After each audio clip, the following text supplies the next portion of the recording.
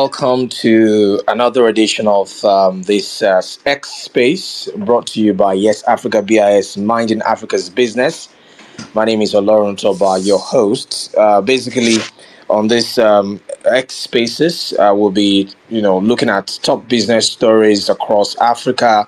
We'll be looking at government policies, giving you investment tips, discussing different analyzing different economic issues across the continent as well.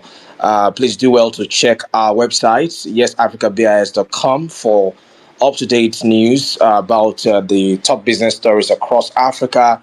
We cover Africa development, the economy, technology, you name it. As long as it is Africa business happening on the continent, you can always trust us to deliver the news to you every day. So this space holds every Wednesday, 5 p.m. As I mentioned, we'll be discussing top business stories and giving you analysis of different economic issues and investment tips as well. So I see Charles is already standing by. So Charles, if you could just request for the mic so we can get the conversation started. Yes, I do this every Wednesday with Charles as our in-house analyst. He will be breaking down the topic for the day, helping us make sense of some of these policies and business stories as well. So for today, we'll be discussing the much expected CPI rebasing. Okay, so let's bring Charles up as a speaker. Yes. I think, yes. Charles, how are you doing? Good evening. Yeah, great to have you. Great to have you. Right. Great to be here also.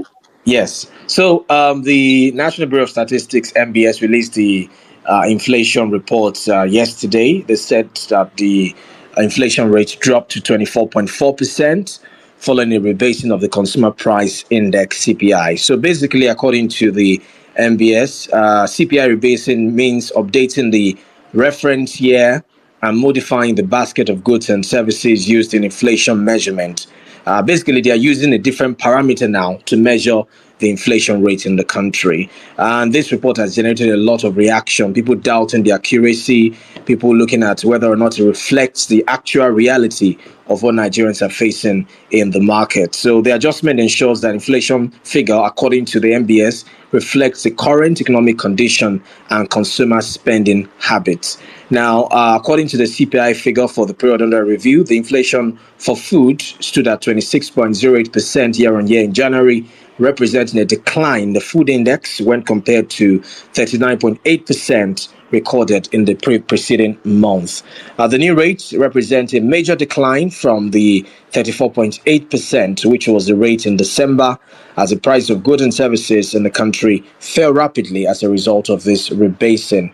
Also, urban inflation stood at 26.9%, while rural inflation was 22.1%. Now, this drop for many could signal improved economic stability. There already talks about, how it has encouraged, more investment in government instruments as well. But it does not necessarily translate into lower prices in the immediate term. We'll be looking at what this new template means for our inflation in Nigeria, and also whether or not it will influence the upcoming Monetary Policy Committee meeting of the Central Bank of Nigeria, CBN, because the CBN, for the sixth consecutive time, they've hiked the interest rate. The last time they met in November, they put it at 27.2% or thereabout. So with this new inflation falling, with the inflation rate falling now, with this new CPI report, what can we expect from the MPC meeting? What does it mean for investment and those who are looking to get in on some government instrument? Those are some of the issues we'll be analyzing on the space this evening. So let me welcome Charles once again. Charles, great to have you. Oh, thank you very much. Yes, Charles, let's just get right into the conversation. I mean, I'm sure you've seen a lot of reaction. Now, what is this number telling you, first of all? 24.4%. That's a massive drop from 34%, in December, with many people saying that as of that December, that it's looking like we're going to hit 40%. So it looks like is a magic wand, really, that the MBS has waved to bring down the numbers. What do you think? Okay. Good evening, everyone, and it's a great privilege to be here again. So Yes, the report was out, I know, yesterday, and a lot of the actions actually, was up there. Even the market, equities market actually reacted, to the numbers. Yes, at 24.48%, it's to some, a lot of people are, oh, this is a great start or a great way to go. And the sharp decline from 34.8% to 24.48.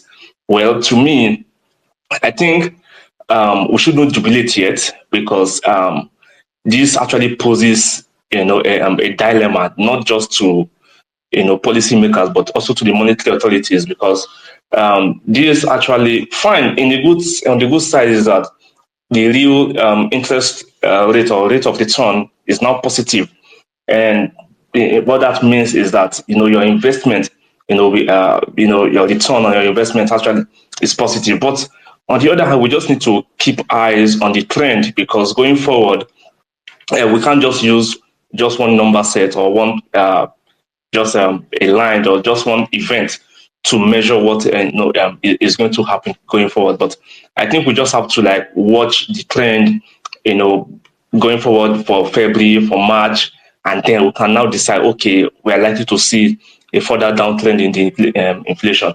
Headline inflation at 26, 0.08% from 39.84. That's massive, and that's a major driver of the headline inflation, food inflation, and that's because we still have some challenges, and so the reality is still out there.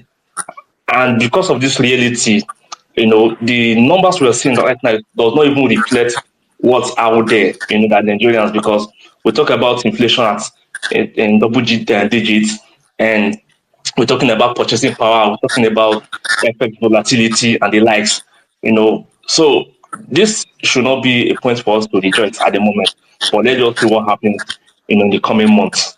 And Charles, sorry to come in here. I like the fact that you mentioned, regardless of what seems like a decline, in food inflation is still very much high. The headline inflation is still at 26%. As a matter of fact, the month-on-month rate of the hike is about 10%, which is, a 30-year high as well. So even with this rebasing, as much as a lot of people will not want to agree with this rebasing because they've raised questions about the accuracy of the data, there are still, various inflationary pressures that we cannot ignore. Charles. Yeah, I quite agree with you. Yeah, on a month on month, that's a 10%. Whereas when before this rebasing, in 2020, December 2024, month on month was around 2%, where we have the year on year at around 34.8. So we can see some kind of disparity as regards the monthly reading. But yeah, looking at the food aspect, and that's what we've seen so far. Not just for this January figure. Even if some people or some analysts are trying to take the number with a pinch of salt, and we know we have some level of trust deficits here in Nigeria, so people may not really trust the numbers. But for the fact that the components, the CPI components across, the indices or the divisional indices that makes up the headline or the food index has been increased, from 740 to 934, products that is being tracked. So I believe this is what has really helped, but I think there is still room for further inclusion of, other products or divisional lines, just to accommodate more varieties, just to ensure that we have accurate number. And also, in my own view, I think what MBS need to do also is, can we also rebase for 2024, so we can now have the accurate, because we are measuring just like for in valuation terms, you are trying to compare a listed company and an unlisted company. The metrics may not really match. You have to gear, the unlevered company into, to be on the same line. So the same thing, I think MBS have to like rebase for 2024, so we can now get what the accurate or the real number is saying. Because whatever it is that we have here now, the jury is out there, and the reality is obvious, for us to see prices of goods and services. And this actually does not really mean that, prices has actually dropped by this margin. It means that prices are still high, but the rate at which prices are rising has slowed. And because of this, and because we need to add more, product into the classification line so as to get the real number. So I think that's what MBA just needs to do so that Nigeria Right. can easily accept this. Right, right. And you mentioned, the reaction from the market as well. One of the arguments I've heard about this rebasing is that, it has the market has been bullish since it's happened.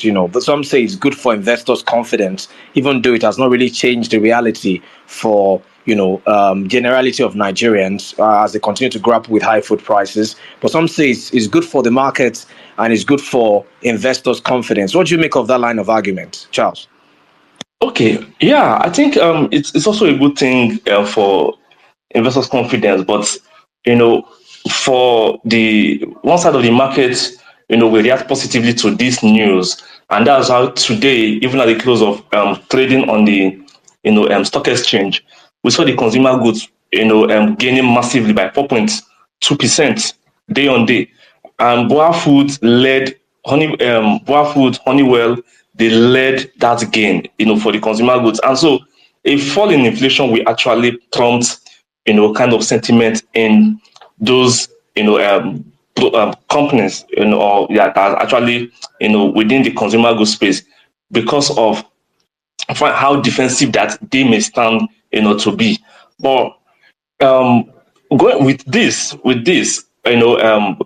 actually expect what the outcome of the TBS auction today will be. It's already 5. The CBN will drop that result before 5:30 or 6. So we want to see how market will actually react if there will be this kind of shift away from fixed income or money market instruments, because with low inflation, they tend to look unattractive, and so there will be kind of inflows into the equities market, and that's how we have seen a sort of rebound even today, by 0.9%, for the equities market. So Right. the kind of reaction we've seen so far has been mixed, but also expecting what the CBN is likely to like put out as part of their outlook for the inflation. Then we will see more reaction from other windows or Yeah. other aspects. Yes, I mean, as you said, the reaction has been positive from the investor side. But, one thing some people have said is that, look, because of this figure now, you don't expect that you go to the market tomorrow and the price of one tuber of yam has dropped. That is not going to happen. That is not what this figure is telling us. That is, the price is still going to be the same as what you bought it the week before. Because I know that a number of us on this space are also, if not all of us, are also affected by the rise in food prices as well. So I mean, I'd like you to break it down. Does this rebasing in any way mean that if we go to the market tomorrow, the price for a tuber of yam is going to be lesser than what you bought it for last week? Okay. Well, it's not going to be like a cast in stone, because okay. So what I've noticed also in Nigeria is that for every policy, or for either movement in inflation or interest rates movement, I mean the MPR, there is always a lag, which is a transmission mechanism from the time of execution of that, say policy to the reaction from the market. There is a 3 to 4 months lag, and if we take this 3 to 4 months lag, into consideration, first, for the fact that food inflation or headline inflation or even the core inflation index, for the fact that they decline sharply to the numbers we have now based on MBS report, does it actually mean that the prices out there in the market have also dropped sharply, by the same margin? What it actually means is that between within the period under review, the speed or the rate of change in the prices has actually slowed by that margin. So if you go to the market tomorrow and expect say a tuber of yam, or a bag of rice, which you got, sometime last month or in December, at a higher price that you expect it to fall, so sharply, by same margin, in January or now. No, it's not going to. It's not going to be that way. We're not going to get, same result. Why? The lag effect, because now that the result is out, it will take time for the market to, assimilate this, and then it begin to permeate gradually into the market. Now, so if we continue to see a deceleration in inflation, for the next 3 to 4 months, then we'll begin to see the effect gradually.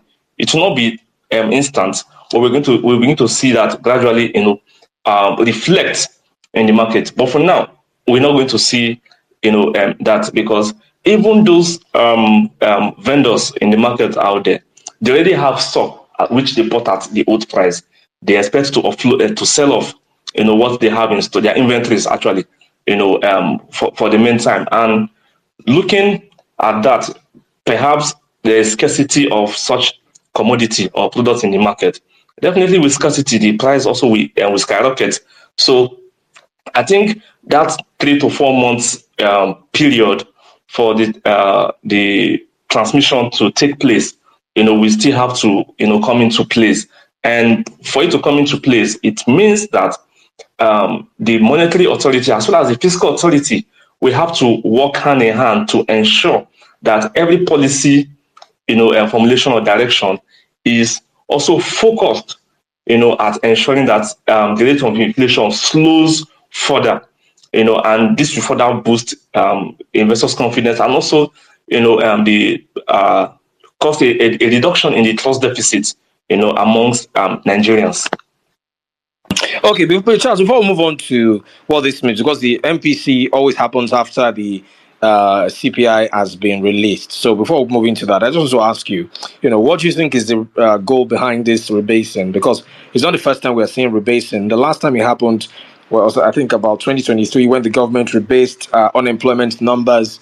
They changed the metrics to determine who is unemployed, who is underemployed, and what have you. And at the time, I think they said the unemployment rate in Nigeria was about 4%. Now they are doing it to inflation.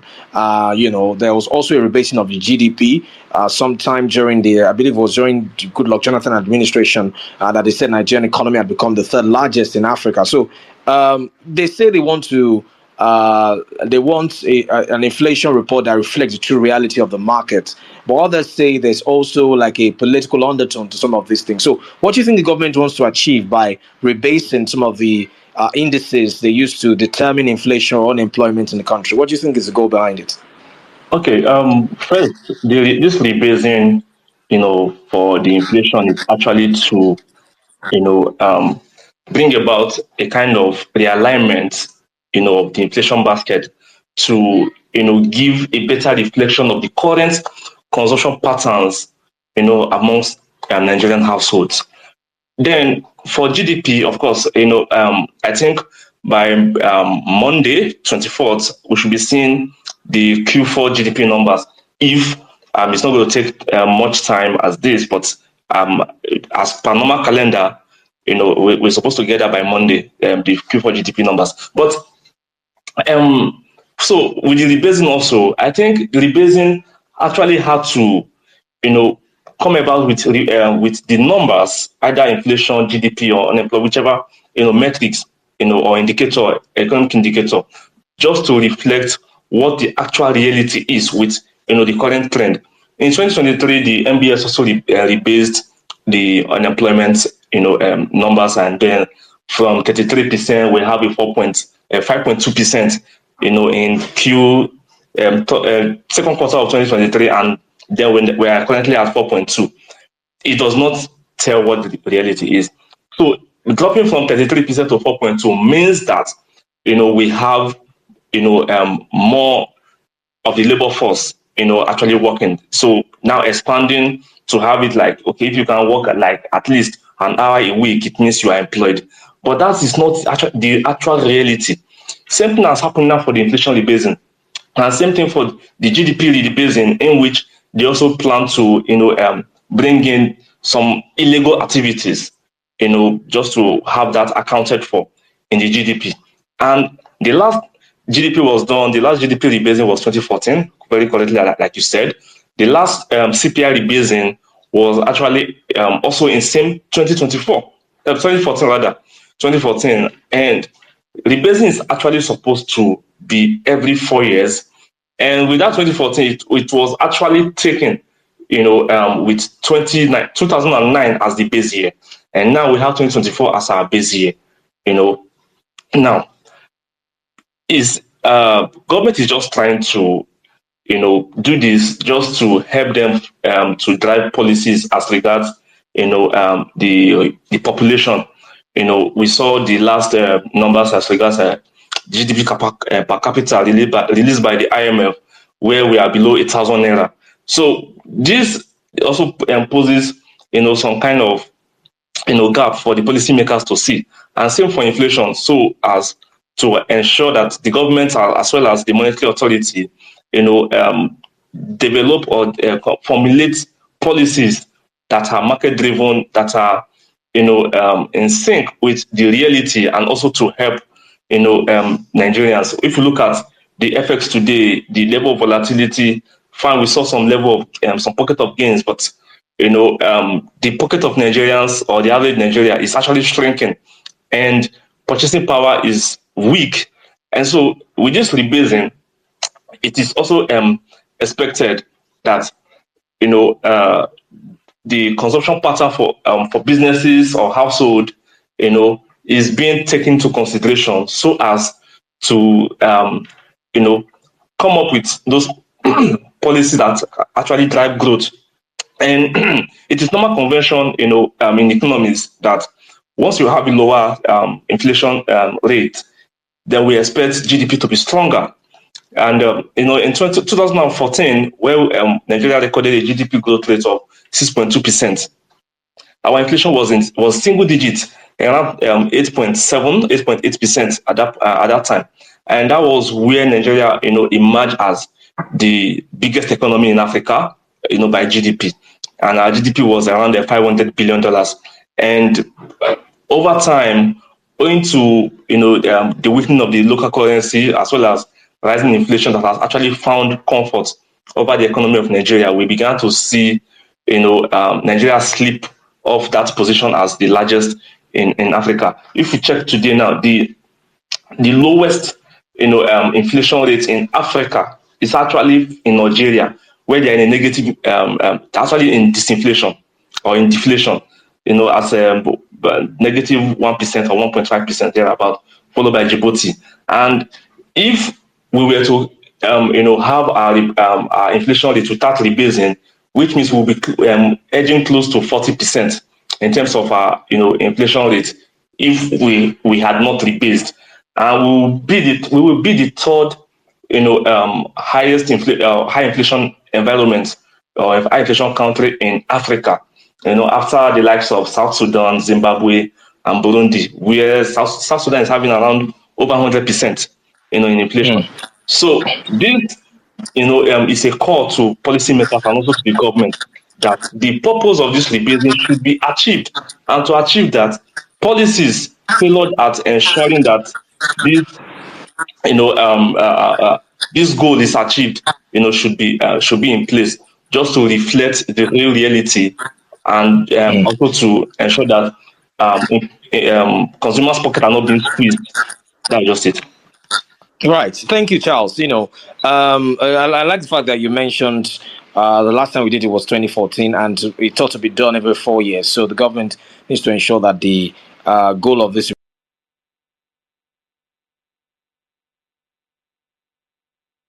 space, brought to you by Yes Africa BIS. It happens every Wednesday from 5 p.m. We'll be discussing different economic issues across Africa, and also giving you investment tips as well. Today we started with the CPI rebasing report released by the National Bureau of Statistics, NBS, yesterday, which says that the inflation rate has dropped from about 30%, 34.80% December last year, to the current figure of 24.4%. Okay, so Charles, are you with me? Oh yes, I'm with you. Yes, so let's quickly look at the MPC meeting. Of course, it's happening today and tomorrow. We know that the numbers will start rolling in a couple of minutes or a couple of hours from now. But let's talk about the previous meetings that have been had, about 6 meetings. And for those 6 consecutive meetings, the rates have been hiked by the CBN. The last time they met was in November, thereabout, if I'm correct with my Oh date yes, now. correct. And at the time, November, yes, at the Yeah. time it was raised to 27.5% from 27.25%. So, what do you think informed that decision for the rate to be hiked consecutively at the time? Because it got a lot of criticism at the time. Many people saying you cannot fix inflation by just hiking interest rates. But looks like Governor Cardoso stuck to his guns and ensured that he did what he needed to do at that time. 6 consecutive meetings, rate hike. What do you think informed that decision? Okay. For the CBN, which a major call for the CBN is, price stability, and a way to ensure that you cool down inflation or inflationary pressure is, by raising rates. Inflation has remained a major front burner across, major economies around the world, and not just Nigeria. And for the CBN, it's looking like it has lost, all, weapons within its arsenals because um, since May 2022, that was when under the past senior governor Godwin Emefiele, where he started hiking rate from 11.5% and moved by 400 basis points to 15.5%. And from there, we started seeing, gradual hiking up to where we are now at 27.5% as at November 2024.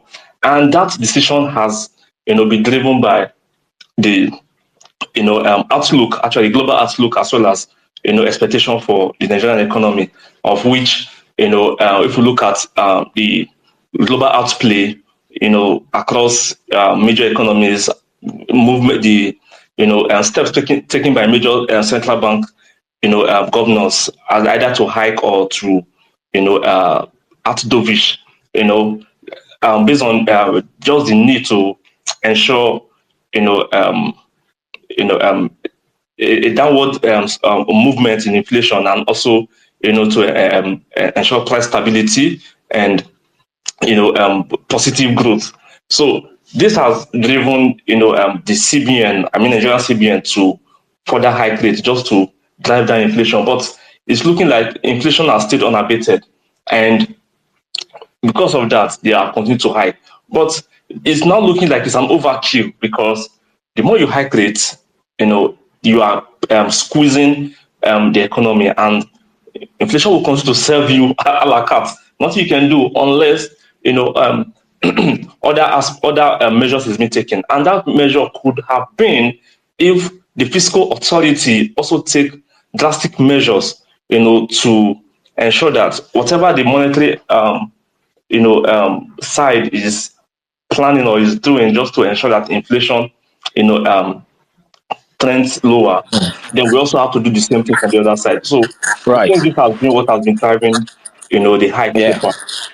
Yeah, and Charles, has there been a positive side to this hike? Because there are those who talk about how it has, increased investors' confidence in government instruments. It has attracted more inflow, into the country. It has, it's been positive generally on the side of the market. This, interest rate hike. Aside the fact that it makes access to capital more costly, it has also put pressure on people. But they say there is a positive side to it in terms of investment and increasing investors' confidence in the country.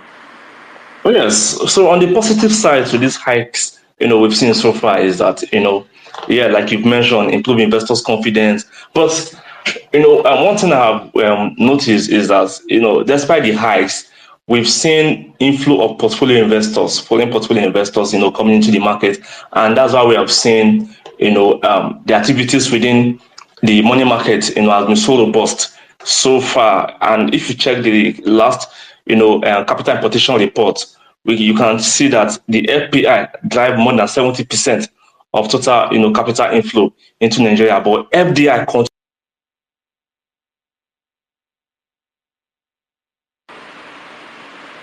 Hello, Charles.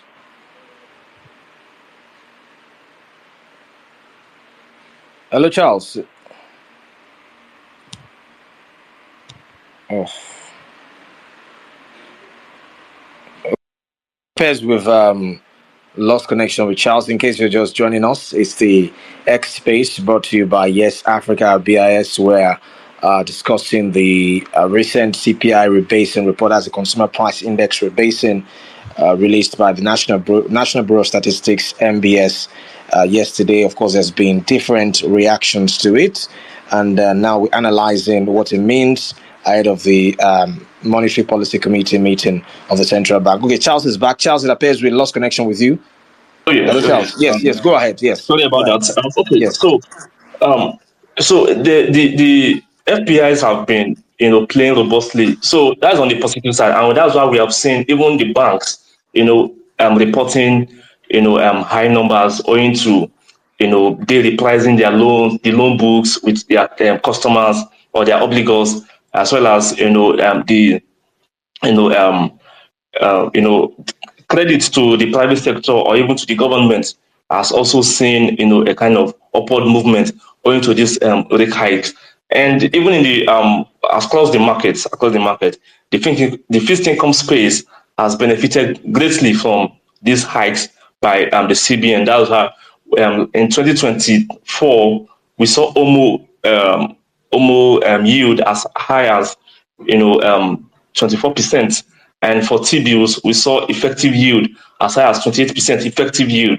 You know, this also, that has prompted because of the high interest rates or MPR and also the high inflation has prompted the CBN to act in that manner just to ensure that investors keep holding, naira denominated assets. But on the other side, the negative side has to do with economic growth. So the CBN now is now in a dilemma, to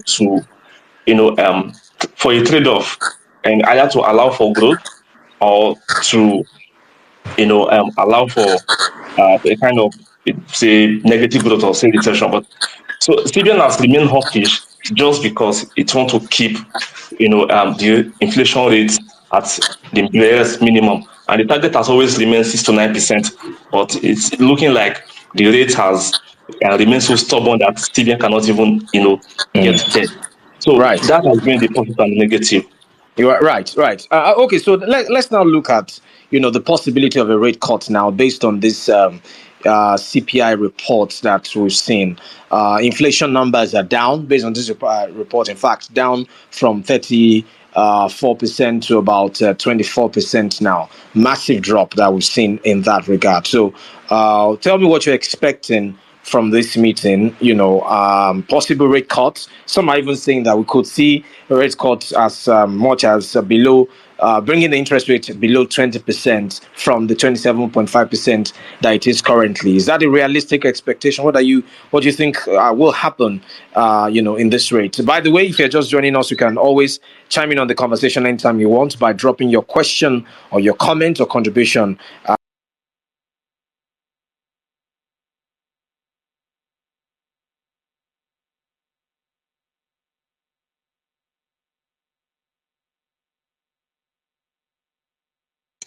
Tom, are you there?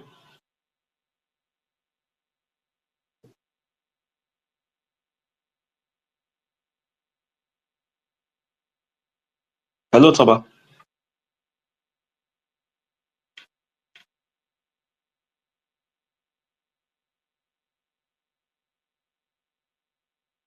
Oh, so I guess we lost him. So pending when he joins. So let me just speak briefly on the question he was asking as regards the expectation for the MPC meeting.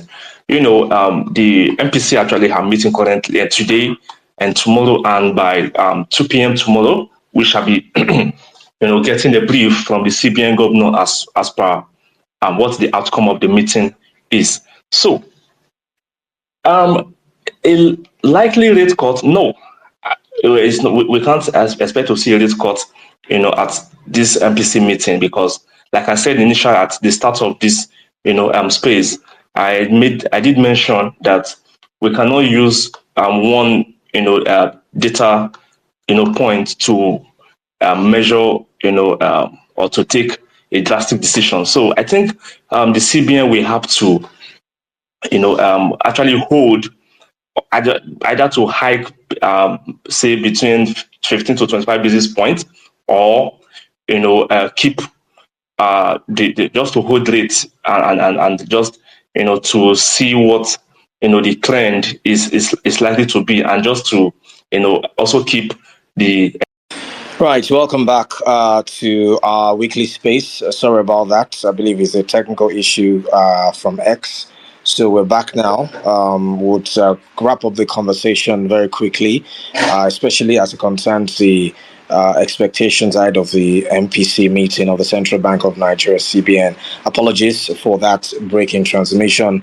We want Charles to quickly rejoin us so we can get his thoughts regarding that MPC meeting and whether or not we'll be seeing a rate cut by the CBN. Okay, Charles is requesting. Yes, I believe Charles can speak now. Charles?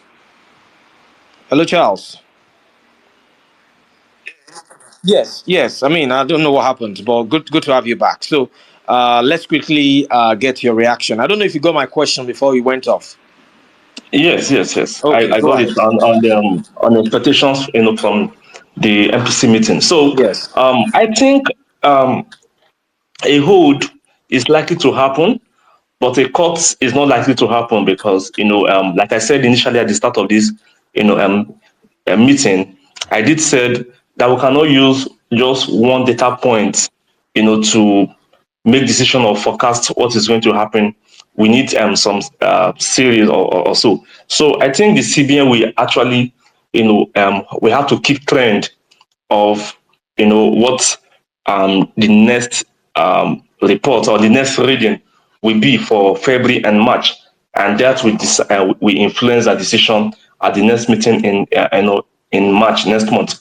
So with this, if all things being equal, which is actually the expectation, there is the likelihood for a marginal hike by, say, 15 to 25 basis points, just to um, help the committee to assess the true inflationary trend under the new rebased CPI, just to also see what happens next, and then you know then they can now pivot, for with a rate cut.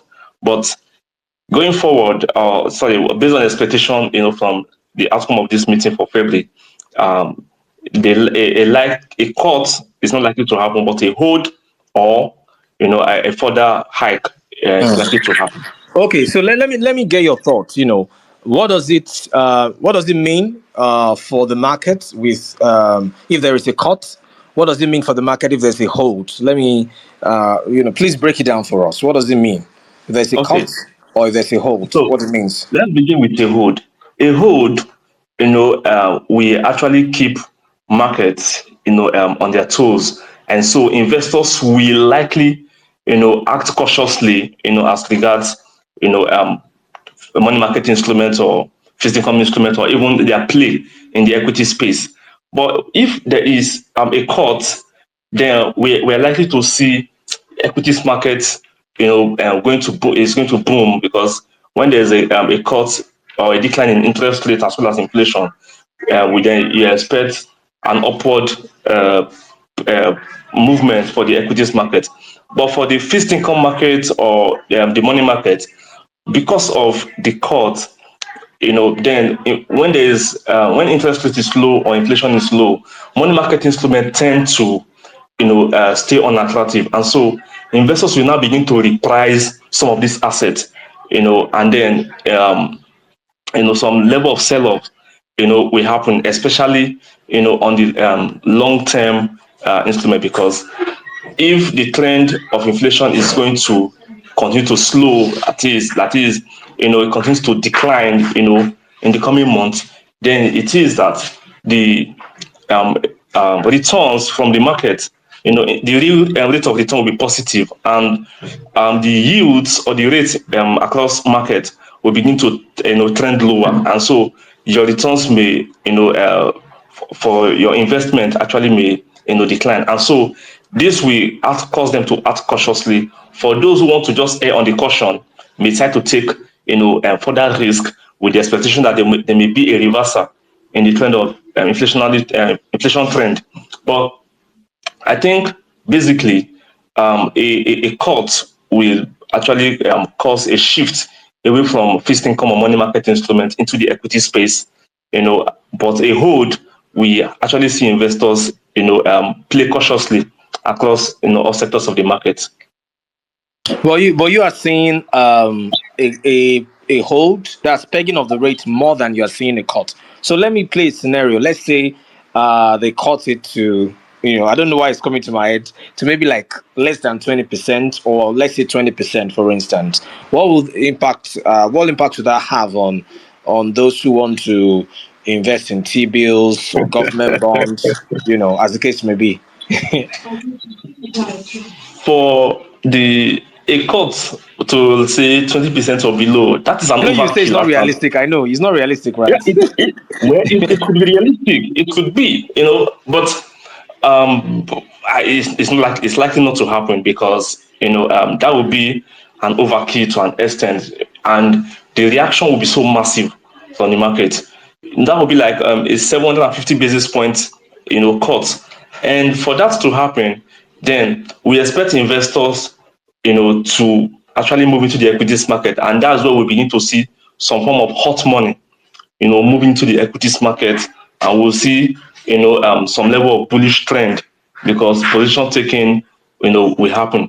But for the fixed income space, it means that yields or stop rates at auctions, will begin to trend, and so secondary markets where we begin to see some level of sell-offs across the T bills, FGM bond, secondary markets, even for corporate bonds that are also listed, and so investors will begin to reprice, and for investors to reprice, then it means that, say, for banks that we actually also reprice their loan books with their customers, and that will actually give businesses some kind of succor, though, to go ahead to still get loans from the banks. But which I know it is not likely for a rate cut, and if there is, it's not going to happen actually. Let me just be so frank with ourselves. But if there is, say, a cut which, say, 10 basis points or 5 basis points, which I'm not expecting, though, then we will still see the effect coming in majorly in the equities market, whereas the T bills or the money market, I mean, for FGM bond secondary market and the likes, we're going to see yields, and then people are going to sell off, because the normal convention is, when interest rate is high, bond price or prices of our T bills, value of T bills, will be low at the point of purchase, so you can easily enter to buy. But when rates begin to decline, then which means value of the bond or value of the T bills will begin to rise, and so it is expected that you sell at that point where rates have fallen, and so we are likely to see some level of sell-offs. And within the last few weeks, we've seen position taken in FGN 2035. Majorly, the 35s has been a major attraction for investors in the fixed income space as regards the FGM bond, and we are expecting a maturity, by tomorrow, Thursday, for the T bills. We also expect a maturity, by early, March. There will be an OMO auction early March also. So all these we actually bring about some level of investor reaction, and that is where CBN and even the DMO will likely see, some low level, we'll see low level of, subscription at the primary market auctions for FGM bond or the T-bills, and that alone, means that for the federal government, their domestic borrowing plan will be, affected by lower yields, and so they will look for alternative channel just to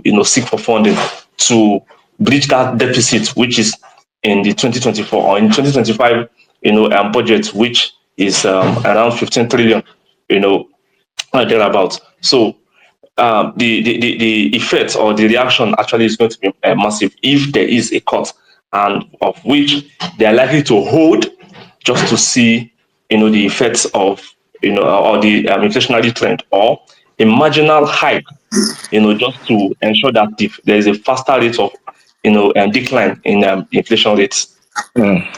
Right, right. Very interesting. A lot to expect from that meeting. So we should not be putting our minds towards a cut, but a hold. Okay, so I think we have one comment here from Michael. Michael Eccles James. He says, "How does the CPI align with the living experiences of Nigerians in terms of cost of living and purchasing power?" You know. So, Charles, over to you. Okay, so in Nigeria, as we can see, what we have on paper from the authorities, maybe CBN or MBS, is does not reflect the actual reality of what we have. So the cost of living, the standard of living is on a different line on the graph, while the numbers or indicators that are supposed to be a yardstick to measure these cost of living or standard of living on the other side. So they are moving in parallel lines, or even and opposite directions. So so how does it align?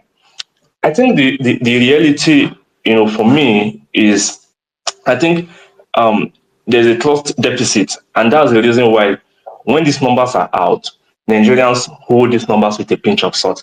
In some cases, it will look like they are actually doctored, because the president at um, at his inauguration on May 29, 2023, has said that we're going to have lower interest rates just to ensure that investors are able to repatriate dividends and their profits back to home And country. Charles, Charles, sorry to Yeah, come in here. If you also remember, during his budget presentation, he said that he was expecting inflation to drop to about 15%. So, 15%. Yeah, exactly, of which yes. to me, that is also is not realistic.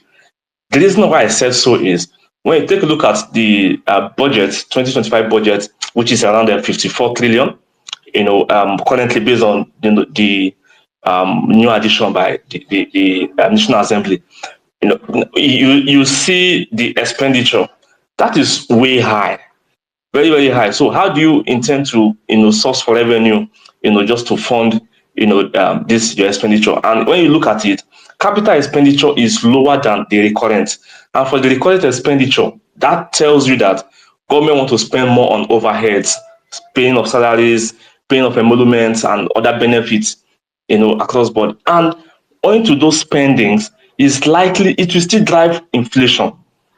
It will still drive inflation. So how do you intend to achieve a 15% inflation for 2025? It is near impossible, because we're talking of 2024 at an average of 33% for 2024, and we have seen subsidy removal. We have seen tariff hike, including the telecom tariff hike by 50%, which is also going to cause further inflation. And this week we've seen reaction from a lot of Nigerian consumers as regards the new rate of data prices and call it and all that. So all this, we have seen an increase in the prices of those items. So this is also an inflation, within that sector. Now we have seen that already from one hand, and we're talking of electric tariff hike. We're talking of subsidy PMS, at at a high above 500 naira, transport costs, which is among those items that pushes the core inflation. And we've seen the supply chain disruption as regards food security in Nigeria. The issue of insecurity in the north or food producing areas. We talk about flooding and the like. So All these, put in place. When the Right. infrastructure, or the structural aspects are not, in place, then we should not be talking about bringing inflation down to 15%. Right. But when Right. these things are in place, then we can begin to look into that direction on how we can even achieve a stable, say below 20% before then 15% or a single Right. digit. Right. Okay. So we're about to bring in the space to a close, but we need to quickly go to our last segment for the space, and that's of course minding Africa's business, where we spotlight different business opportunities and other investment opportunities in Africa. So this time we're looking at the recent memorandum of understanding signed between the Economic Commission for Africa (ECA) and the African Continental Free Trade Area. So the goal is to enhance trade implementation on the continent and boost intra-African trade. The agreement was signed in Addis Ababa, Ethiopia last weekend.